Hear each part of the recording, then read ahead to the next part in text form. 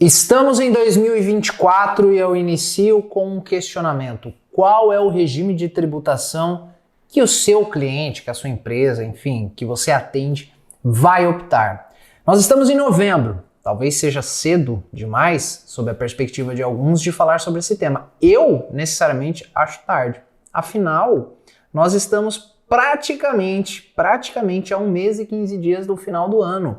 E é pouco tempo, se eu pensar, entre uma tomada de decisão tão relevante quanto essa e um tema que tem que ser pautado, na minha opinião, já em janeiro de cada ano. Se você não me conhece, eu sou Marcos Adriano Silva, contador e advogado, CEO do Grupo Save, com mais de 17 anos de experiência tanto no mercado contábil e tributário, mentor de pessoas que faturam mais de R$100 mil por mês trabalhando com os 3 bens mais preciosos de uma pessoa: família, negócio e patrimônio, através das ferramentas relacionadas à recuperação tributária, planejamento tributário e holding.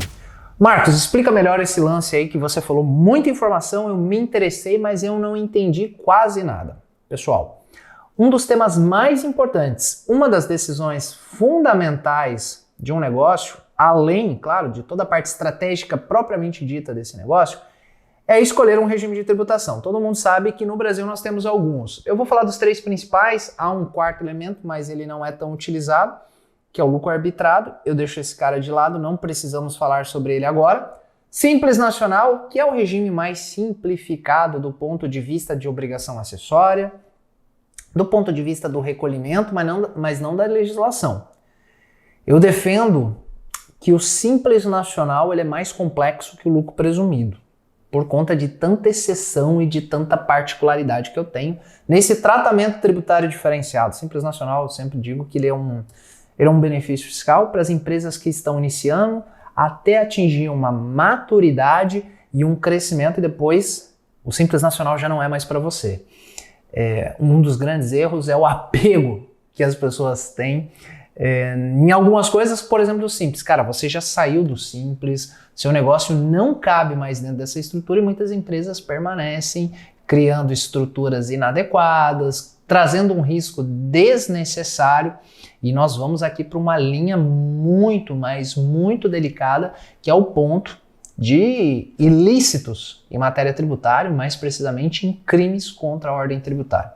Se você quer saber um pouco mais sobre isso, dá uma lida, é uma lei bem simples, bem abrangente e aterrorizante. Se você ler a Lei 8.137, que ela determina quais são os crimes contra a ordem tributária e ela é bem abrangente. Lucro presumido é um regime de tributação e eu faço a distinção e eu chamo empresas do regime normal de apuração. Poxa, Marcos, então o que é empresa normal? Tem as esquisitas e as normais? Não. Regime normal de apuração é aquilo que não é do Simples. E aí eu posso ser no regime normal lucro real ou presumido. Essa é uma nomenclatura que eu utilizo. Lucro presumido, o próprio regime de tributação fala por si só.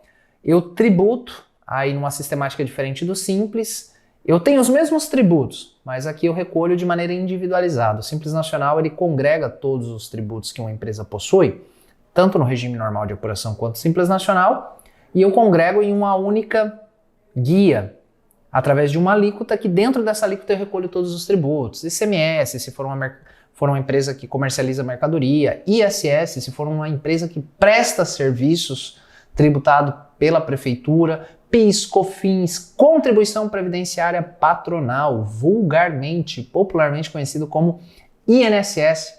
E aqui uma das principais vantagens do Simples Nacional é que eu não recolho a cota patronal, os 20%, a parte de terceiros sobre a minha folha e sim sobre o meu faturamento, num percentual muito pequeno. Aqui é uma das, ao meu ver, principais vantagens do Simples Nacional, imposto de renda, contribuição social, tendo uma guia. É algo parecido que se busca na reforma tributária. Cara, junta todos os tributos aqui, uma alíquota só, pago isso, eles que se virem, trazer simplificação.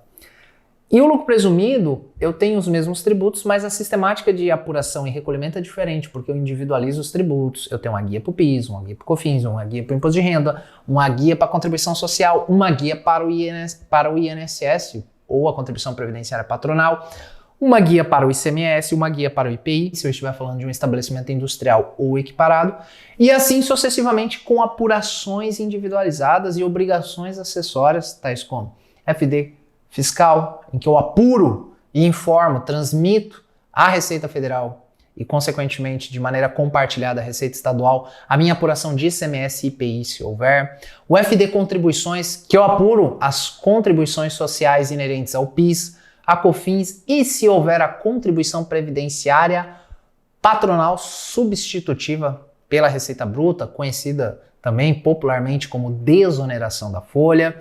A ECD, que é a escrituração contábil digital, que eu disponibilizo para o fisco o meu fechamento, meu balanço, o encerramento dos demonstrativos financeiros da empresa, e a ECF, que aí eu junto toda a parte contábil com a tributária, em que eu transmito minha apuração do imposto de renda e da contribuição social. Essas aqui são as principais, aí depois nós temos FDRI, FIA Social e assim sucessivamente. Então o que eu tenho nas empresas do regime normal? E essas mesmas obrigações acessórias se aplicam para as empresas tributadas com base no lucro real, independente da cumulatividade ou não cumulatividade PIS e COFINS. Uau, Marcos, é muita informação, vai com calma. Nós temos hoje, essa semana, nós estamos na semana do dia 7/11, nós temos 300 vídeos aqui no YouTube, nós temos uma faculdade, uma pós-graduação, um mestrado de maneira prática e direta como ganhar dinheiro na área tributária, e eu falo sobre tudo isso aqui. Então, se você se interessou, que não é pauta dessa nossa conversa, eu vou falar sobre planejamento tributário, escolha do regime de tributação para 2024, você, entre os nossos 300 vídeos, se você tiver vontade, no mínimo, você vai lá, se orienta e se direciona ao seu conhecimento, e eu te convido, toda terça-feira às 9 da manhã, eu estou aqui conversando com você sobre todos os temas de maior repercussão e oportunidades possível no mercado contábil e tributário, e falando mais precisamente de recuperação tributária, planejamento tributário e holding, que é o que mais dá dinheiro nesse mercado. Então, depois que você, caso necessite de um nivelamento, você busca o vídeo, eu proponho aqui para você a conhecer os regimes de tributação. Então, lucro presumido, o governo, para a tributação do imposto de renda e da contribuição social, atribui alíquotas de presunção de lucro. Ele fala, olha, eu estimo que você tem essa lucratividade, então sobre o seu faturamento você aplica esse percentual para apurar a base de cálculo do imposto de renda e da contribuição social. Por exemplo, as empresas industriais e comerciais. Tem outros segmentos, mas eu vou utilizar ele como exemplo. Isso está numa instrução normativa 1700 da Receita Federal, está lá na Lei 9.249. Desses segmentos, tudo que você faturar, tira a devolução, tira IPI se houver, substituição tributária, que são os tributos por fora, que não é receita bruta da empresa, aplica-se 8% sobre esse faturamento, descontado devolução, abatimento, cancelamento de vendas, IPI se houver, substituição tributária na condição de substituto se houver, aplica 8%. Essa é a presunção de lucro e sobre essa base você tributa o imposto de renda e 12% contribuição social. Isso é lucro presumido, está presumindo. O lucro real é diferente, o imposto de renda e a contribuição é sobre o lucro líquido apurado, fiscal. Então eu pego o meu faturamento, tiro meus tributos sobre a venda, tiro o meu custo, tiro minha despesa. Sobre esse lucro eu adiciono as despesas que são indedutíveis, ainda que lá na DRE eu reduza do resultado gerencial.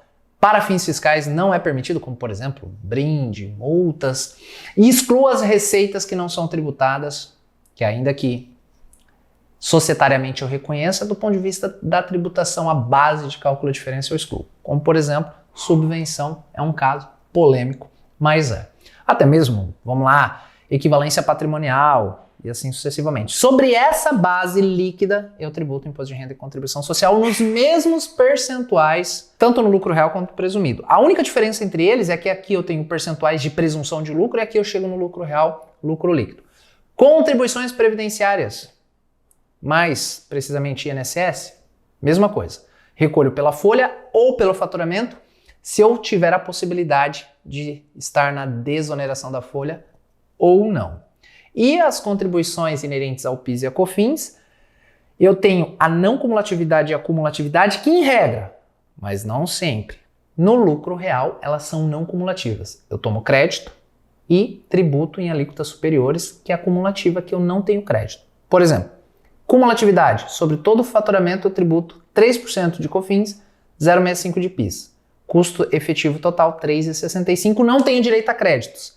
Então você nota que eu tenho alíquotas menores porque eu não tenho crédito sobre as minhas compras, custos e despesas. Já na não cumulatividade é como diz, não cumulativo. Tudo que eu paguei de PIS e COFINS sobre as minhas compras, sobre os meus custos e despesas, permitido pela legislação, e você vai encontrar isso disponível lá no artigo 3º da Lei 10.833 e no artigo 3º também da 10.637, que são permitidas de creditamento. O que acontece? Para que eu tenha uma equiparação, uma equivalência, eu tenho alíquotas superiores, então sobre o meu faturamento, ao invés de 3,65, eu pago 9,25. 7,60 de COFINS, 1,65 de PIS. Mas, como contrapartida, eu também tenho crédito na mesma proporção das alíquotas sobre minhas compras, custos e despesas, de acordo com o artigo 3º das leis que eu citei anteriormente. E depois de tudo isso, uma aula de regime de tributação, você vai me perguntar, Marcos, e qual que é o melhor? A resposta ela é genial e eu aprendi com os melhores e os grandes sábios. Não sei. Tem que fazer conta. Por quê? E a grande proposição que eu faço para você? E isso é um trabalho que você vai vender em média de 7, dependendo do seu nível e da complexidade, a 35 mil reais. Análise tributária para direcionar qual que é o caminho, qual que é a opção tributária para o ano seguinte. Afinal, tributo compõe o preço. Se eu não estou na minha melhor performance tributária, eu posso estar com um preço não competitivo, eu posso estar perdendo margem, porque eu vou ter que baixar preço para vender, e eu posso estar indo por um caminho que talvez é o mais aterrorizante de todos, que é o caminho da descontinuidade por um negócio se tornar inviável do ponto de vista tributário, pessoal. O preço quem determina não é a empresa. O preço quem determina é o consumidor, porque se eu vender esse... Aqui tem um Celta, né? Eu brinco que isso aqui é um Celta, tá? Mas vamos pensar que esse Celta aqui, se vocês entenderam a piada, ele fosse um Mustang. Cara, muito pouco provável que não venderia. Então, você tem um parâmetro, mas quem determina o preço é o consumidor. Então, se o preço da mercadoria é composto por tributo e eu estou com uma tributação desfavorável, excessiva, é muito provável que esse meu produto não tenha aderência porque há uma questão de compatibilidade com o seu público. E aí, você tem que chega na empresa e faz a seguinte proposição: se o regime de tributação ele está validado, ele está correto. Porque em novembro, na pior das hipóteses, você começa a falar o seguinte, chega para a empresa, quanto que nós prevemos de receita, custos e despesas para o ano que vem, investimentos. Com isso, você consegue, quem é aluno tem inclusive os modelos que nós utilizamos, projetar qual que é o meu maior lucro, maior eficiência de resultado, se eu, por exemplo, tributar no lucro presumido, se eu tributar no lucro real ou no Simples, né? Mas vamos pensar que aqui o negócio já não é mais Simples Nacional. Porque o Simples Nacional, ele é bom até determinado período. Quando eu começo a chegar nas últimas fases, já tem um espaço muito grande para o planejamento tributário. Quando eu falo planejamento, por favor, pelo amor de Deus, Jorge e Matheus, não pense que planejamento tributário é fazer continha de lucro real presumido. É também, mas não apenas isso. O regime de análise tributária é o comparativo. Planejamento é algo além. Eu fiz o comparativo e depois eu vou testar as ferramentas, juros sobre capital próprio, cisão com a segregação da atividade, a incorporação, a segregação do imóvel quando eu tenho a sede operacional do negócio para cobrança de aluguel, royalties. Eu tenho uma infinidade. Quem é aluno tem aí mais de 15 ferramentas para testar do ponto de vista do planejamento, para você identificar qual que é a minha melhor performance com o menor custo tributário. Por quê? Esse exercício que eu estou propondo, ele não é um diferencial, ele é indispensável. Eu vejo com frequência as empresas tendo dificuldade financeira porque elas não estão usufruindo de todos os benefícios fiscais que ela possui, porque ela está num regime de tributação que talvez não é o mais favorável, e cara, tá tudo certo, e eu não consigo admitir isso. Então você que me acompanha, você que me segue, sabe que eu compartilho com vocês ação pontual, estratégica e direcionada. Então, o que você tem que propor? Revisar o planejamento tributário, revisar se todas as possibilidades estão sendo usufruídas, verificar se a NCM, se o ICMS possui um benefício fiscal, se essa empresa está tomando todos os créditos possíveis na não cumulatividade, se ela tem possibilidade de ferramentas para reduzir o imposto de renda e a contribuição social, holding. Uau! Nós temos hoje uma complexidade tributária gigante e que isso é terrível se nós pensarmos enquanto sociedade para o ambiente empresarial. É totalmente desfavorável. Mas caramba, enquanto alguns choram, outros vendem lenço. O que nós temos aqui para ajudar o empresário?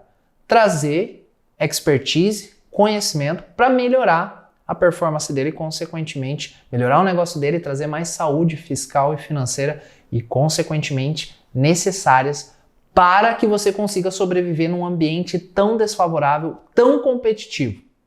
Como eu falei, isso já não é mais um diferencial, é um dever indispensável de todo e qualquer empresário, mas ele não tem tempo para isso. Muitas vezes o escritório de contabilidade já está muito atarefado e aí surge a grande oportunidade, a grande sacada. Nós estamos em novembro. Ao meu ver, é o time. Já estamos falando em 2025, talvez. Você propor essa reflexão e é uma grande oportunidade de você fechar um contrato que no mínimo ele vai de 7 a 30 mil reais, dependendo do tamanho da empresa envolvida e da complexidade. Então o que eu quero deixar de hoje de maneira bem objetiva é essa reflexão a respeito da importância em conhecer o regime de tributação, mas muito mais que isso, você focar e já propor um trabalho indispensável para a empresa, que é a revisão a respeito do planejamento tributário. Se você não tem ainda a habilidade, a maturidade, a experiência necessária, faz parcerias. Nossos alunos têm um hall de profissionais aptos a estar realizando esse tipo de trabalho. Se você não é nosso aluno, não tem problema. Procura um profissional que possa te ajudar, geralmente um contador ou até mesmo um advogado, e você levar essa solução para o cliente. Muito do teu crescimento no curto prazo vai depender das suas parcerias, das pessoas que estão junto com você e das suas alianças. Cara, esse vídeo é agora, é o time. Planejamento tributário de 2024, não perca tempo, não perca essa oportunidade e não esqueça de propor essa reflexão que é extremamente necessária. Se você gostou desse vídeo, deixe seu like, compartilhe, se inscreva. Fazendo isso, você ajuda nosso canal a crescer e, consequentemente, nós trazermos cada vez mais conteúdo gratuito e de qualidade. Afinal, nós temos aqui uma faculdade, uma pós-graduação, um mestrado em como ganhar dinheiro na área tributária. Tchau, tchau.